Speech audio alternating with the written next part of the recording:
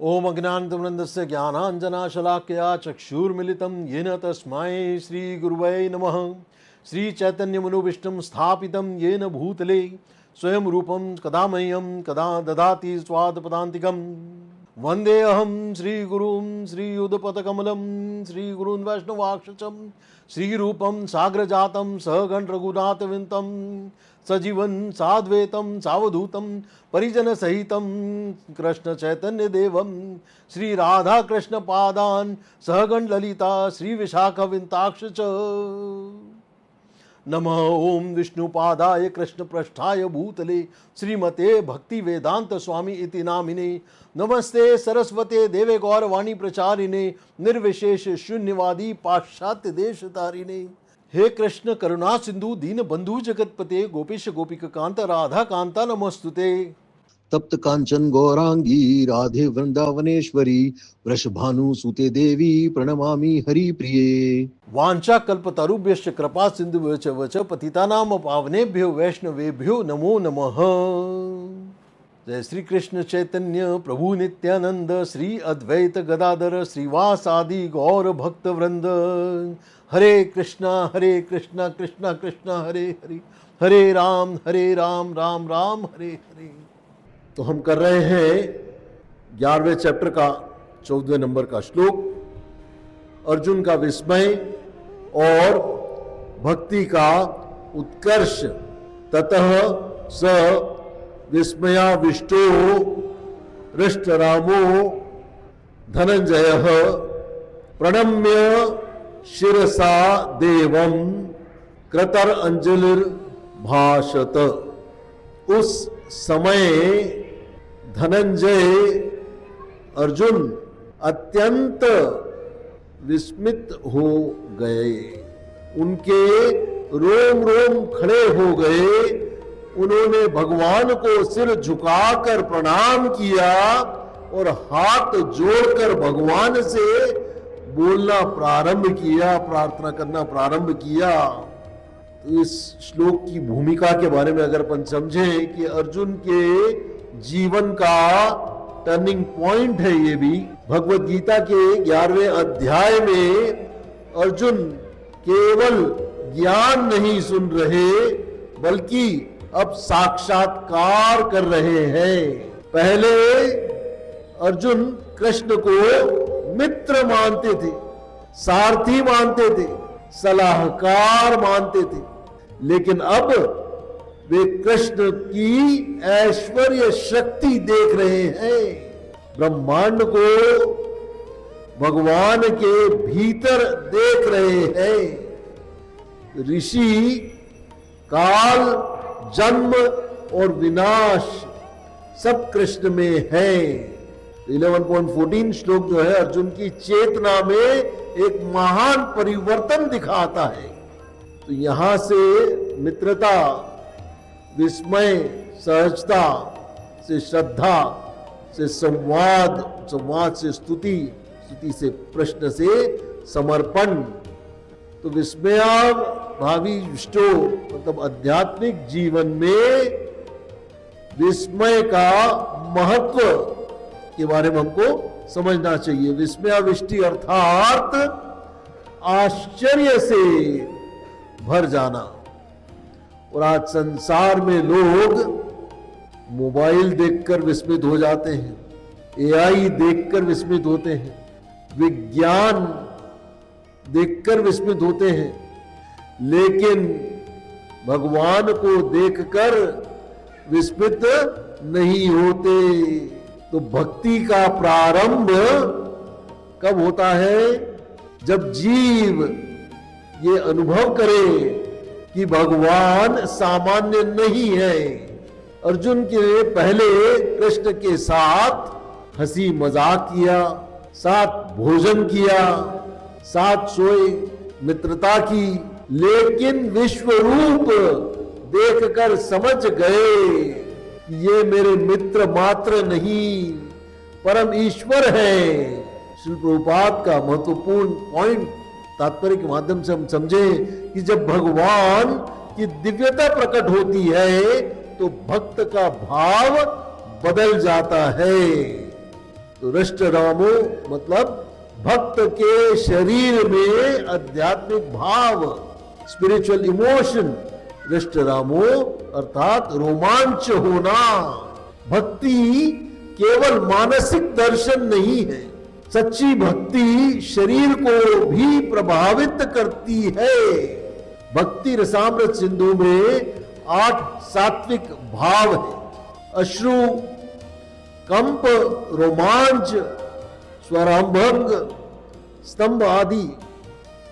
जब हृदय वास्तव में भगवान से स्पर्शित होता है तो शरीर प्रतिक्रिया देता है।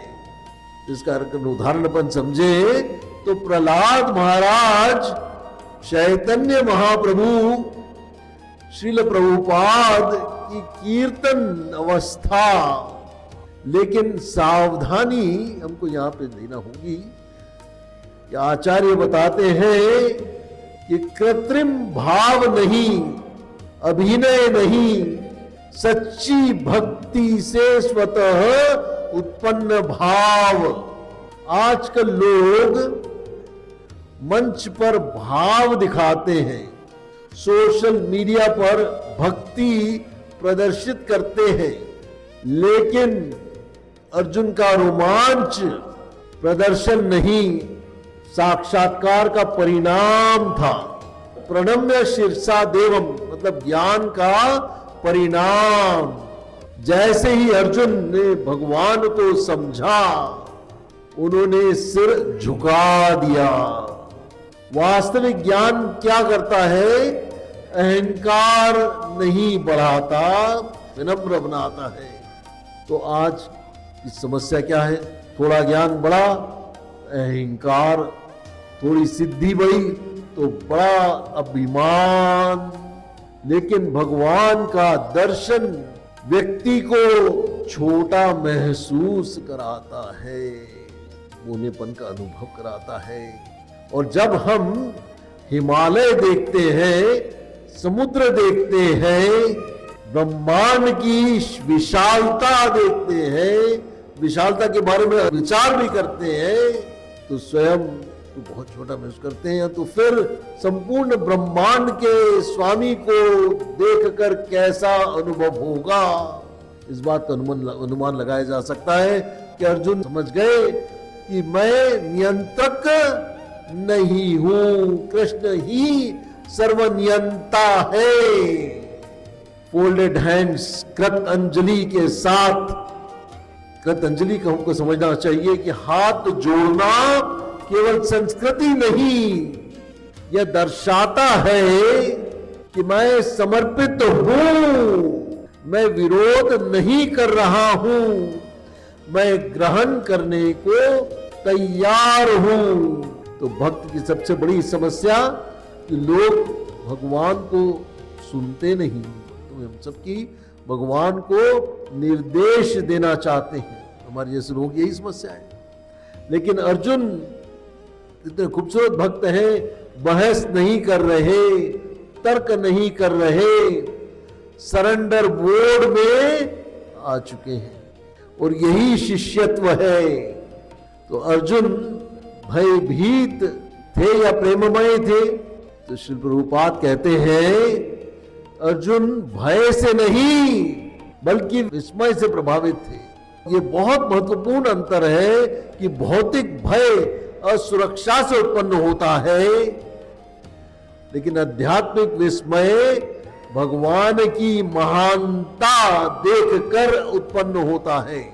जैसे यशोदा मैया ने कृष्ण के मुख में ब्रह्मांड देखा तो ब्रह्मा जी भ्रमित हो गए, इंद्र चकित हो गए। तो हमारे जीवन में भी 11.14 का प्रयोग अगर करें तो विचार आएगा कि क्या हम भगवान को सामान्य मानते हैं? मंदिर आते आते हमारी इतनी फैमिलियरिटी हो जाती है कि डीटी दर्शन रूटीन बन जाता है। लेकिन अर्जुन दिखाते हैं कि हर दर्शन नया होना चाहिए। तो क्या हमारे भीतर विस्मय बचा है? यदि भक्ति मैकेनिकल हो जाए तो हृदय सूख जाता है। इसलिए हरिनाम में भाव होना चाहिए, शास्त्रों में आश्चर्य अनुभव होना चाहिए और डीटी में नवीनता आवश्यक है। तो क्या ज्ञान हमें विनम्र बना रहा है? यदि सेवा से अहंकार बढ़े, ज्ञान से सुपीरियरिटी आए, प्रीचिंग से प्राइड आए, तो हम अर्जुन की स्थिति में नहीं है। तो श्री प्रभुपाद कहते हैं कि जब श्री कृष्ण वृंदावन, जगन्नाथपुरी, श्री श्री राधा लंदनेश्वर, श्री श्री श्याम सुंदर की चर्चा करते हैं तो वे यह केवल दार्शनिक भाषण नहीं होता, वो कहते उनके हृदय का प्रत्यक्ष अनुभव होता था। कई बार उनके स्वर में कंपन आ जाता था, आंखें नम हो जाती थी और वे अत्यंत भाव विभोर हो जाते थे, क्योंकि उनके लिए भगवान कोई कल्पना नहीं, सिद्धांत या रिलीजियस कॉन्सेप्ट नहीं, वे जीवित सत्य थे, नित्य अनुभव की वास्तविकता थी। श्री प्रभुपाद कहते थे कि कृष्ण अनलिमिटेड है, अर्थात भगवान की लीलाएं अनलिमिटेड, नाम अनलिमिटेड, गुण अनलिमिटेड, रूप अनलिमिटेड, करुणा अनलिमिटेड। इसलिए शुद्ध भक्त कभी भक्ति से उबता नहीं। संसार की वस्तुएं सीमित होने के कारण कुछ समय बाद नीरस लगने लगती हैं, लेकिन कृष्ण अनंत रस के समुद्र है और यही कारण है कि अनंत उन्नत भक्त प्रतिदिन वही जप करते हैं, वही आरती करते हैं, वही शास्त्र पढ़ते हैं, फिर भी हर दिन नया आनंद अनुभव करते हैं। तो वृंदावन का रहस्य यही है कि कृष्ण हर क्षण नवीन अनुभव देते हैं, नव नवायमान। जैसे माता यशोदा प्रतिदिन कृष्ण को देखकर नए प्रेम में डूब जाती थी, वैसे ही शुद्ध भक्त भगवान में निरंतर नवीनता अनुभव करता है। और यही आध्यात्मिक जीवन और भौतिक जीवन में सबसे बड़ा अंतर है। तो इस पूरी बात का निष्कर्ष अगर अपन निकाले तो भगवद गीता 11.14 हमें क्या सिखाती है कि भगवान को समझना केवल इंटेलेक्चुअल नहीं, भगवान का अनुभव हृदय बदल देता है। सच्ची भक्ति में विस्मय है, विनम्रता है, रोमांच है, समर्पण है। और अर्जुन अब केवल योद्धा नहीं रहे, वे पूर्ण शरणागत भक्त बन रहे हैं। तो हमें कुछ प्रश्नों पे चिंतन करना चाहिए। पहला प्रश्न है कि क्या भगवान को वास्तव में अद्भुत मानते हैं? दूसरा प्रश्न विचार आना चाहिए कि क्या मेरी भक्ति मैकेनिकल हो गई है? तीसरा, क्या मेरा ज्ञान मुझे विनम्र बना रहा है? और क्या मैं भगवान के सामने वास्तव में सरेंडर्ड हूं? क्या मैंने वाकई में शरणागत हूं? तो हे कृष्ण करुणा सिंधु दीन बंधु जगतपते गोपेश गोपिका कांता राधा कांता नमोस्तुते। तो कृष्ण संबंधी सभी रसों के समुद्र हैं। अर्जुन का साख्य भाव ऐश्वर्य से ढक गया। भक्त और भगवान की महानता देखकर एक्सटेटिक हो जाते हैं। वास्तविक आध्यात्मिक अनुभव शरीर और हृदय को प्रभावित करता है। तो बस इस श्लोक में एक बहुत बड़ा अनुभव छुपा है। अर्जुन के माध्यम से हमने एक बहुत बड़ा अनुभव, विराट रूप का हमने देखा है, जाना है। और अर्जुन किस प्रकार से नतमस्तक होकर के भगवान से प्रार्थना करते हैं कि मैं सभी देवी देवताओं को आप ही में देख रहा हूं। और जो अनुभव उन्होंने किया उसको अर्जुन ने इसमें 14 और 15 नंबर के श्लोक में हमें बताया है।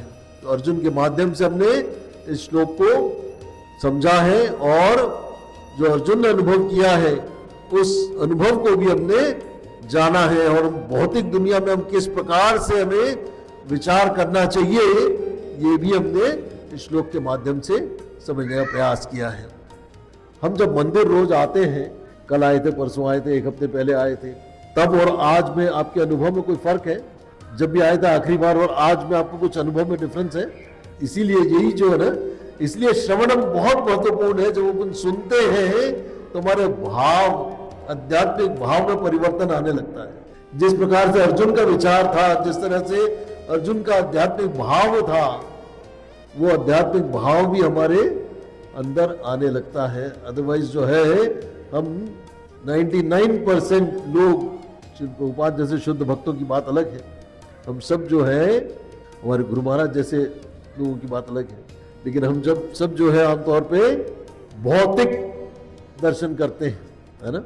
तो उस अनुभूति के लिए ये ज्ञान वर्धन होने से आपके विचार, आपके अनुभव में निश्चित रूप से परिवर्तन आ रहा है। तो इस बात के ऊपर चिंतन करना चाहिए। और जो वो भगवद गीता अर्जुन के माध्यम से हम समझते हैं तो हमारे भाव भी जो है अर्जुन की तरह होने चाहिए। भगवान ने अर्जुन को भगवद गीता क्यों सुनाई थी? ये अर्जुन भगवान के मित्र है, भक्त है और भगवान से ईर्ष्या नहीं करने वाले। श्रीमद् भागवतम में भी एक गुण आता है, ये क्राइटेरिया आता है कि श्रीमद् भागवतम उन्हीं के लिए है जो निर्मत्सर है, जो किसी प्रकार की ईर्ष्या नहीं करते। ठीक है, तो भगवान और भगवान के भक्तों से कभी भी किसी प्रकार की ईर्ष्या नहीं करनी चाहिए। ठीक है, तो ये बहुत बहुत महत्वपूर्ण बात है कि हम भक्तों को स्वीकार करें, भगवत ज्ञान को पाने के लिए जो कहा जा रहा है उसको एज इट इज स्वीकार करें। एक पत्रकार ने श्री प्रभुपाद से पूछा कि आपकी सफलता का राज क्या है, what is the secret of your success? आपने इतने 10 साल में 5000 शिष्य बनाए और पूरे विश्व के 14 बार भ्रमण किया, ये सफलता का क्या सीक्रेट है? तो श्री प्रभुपाद ने बहुत सुंदर उत्तर दिया। उनका कहना था कि मैंने कुछ नहीं किया है, मैंने केवल अपने गुरु के आदेश का पालन किया है। और दूसरा उन्होंने कहा कि भगवत गीता को उन्होंने एज इट इज, यथा रूप प्रेषित किया है। भगवत गीता यथा रूप, ठीक है, एज इट इज। तो भगवान के भाव और भक्त रूप में अर्जुन के भाव हमको समझने चाहिए। जब हम अर्जुन के भाव को समझेंगे तब हमें आध्यात्मिक भाव समझ में आएगा। नहीं तो आमतौर पर हमारे जो भाव होते हैं वो बड़े अहंकारी भाव होते हैं। हाँ मुझे पता है, मुझे आता है, मुझे सब पता है। The best thing what I know is that I don't know. तो समापन करते हैं। वांछा कल्पतरुभ्यश्च कृपा सिंधुभ्येव च पतितानां पावनेभ्यो वैष्णवेभ्यो नमो नमः। हरे कृष्ण।